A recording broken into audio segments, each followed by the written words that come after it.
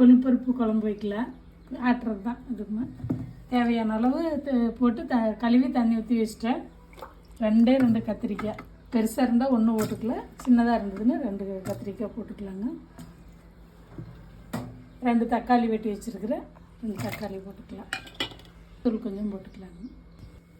கொஞ்சமாக விளக்கெண்ணெய் ஊற்றிக்கலாங்க. 4 விசில் வரட்டுங்க.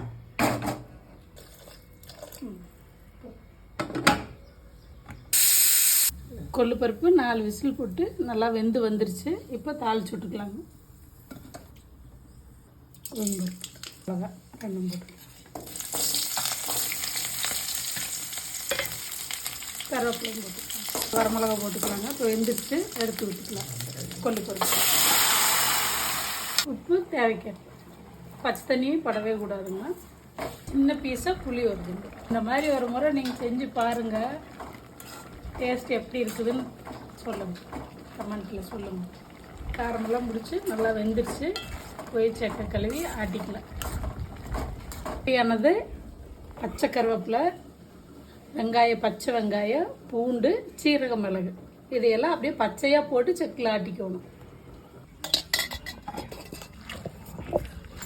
பச்சை வெங்காயம், பூண்டு, சீரக மிளகு, கருவேப்பிலை நல்லா வாசமாக மணமாக இருக்குது. இப்படி போட்டு ஆட்டினீங்கன்னாக்கா அவ்வளோதான். ரொம்ப போட்டு நெகுன்னு ஆட்ட வேண்டாங்க, இதே போதும். பெரிய வெங்காயத்தை கட் பண்ணி உள்ளே போட்டு அப்படியே பரட்டிக்க வேண்டியதானுங்க. கொத்தமல்லி வீட்டதெல்லாம் இருந்தால் போட்டுக்கலாம், இல்லைன்னா போட வேண்டியதில்லை. இப்போ இருக்குது, நான் போடுறேன். இது போடணுங்கிறது இல்லைங்க. போட்டு நல்லா கிளறி விட்டு, நல்ல எண்ணெயோ நெய்யோ பிடிக்கிறவங்க எதுவோ இதை போட்டு சூடான சாப்பாட்டுக்கு போட்டு சாப்பிட்டு பாருங்கள்.